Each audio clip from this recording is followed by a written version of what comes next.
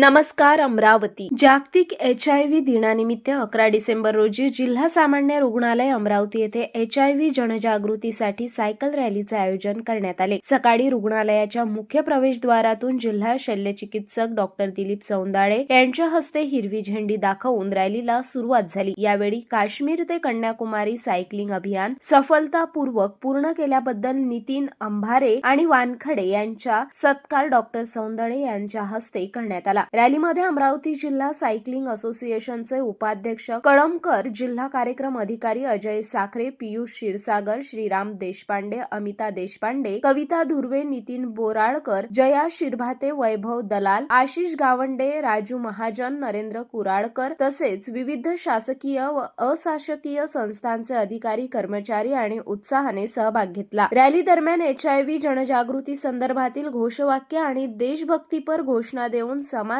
जागरूकता निर्माण करण्यात आली. सायकल रॅलीचा मार्ग जिल्हा सामान्य रुग्णालय, railway station, cotton market, Jaystambh, Rajkamal, Shyam Chowk, doctor Babasaheb Ambedkar Chowk असा होता. आंबेडकर चौकात रॅलीचा समारोप करण्यात आला.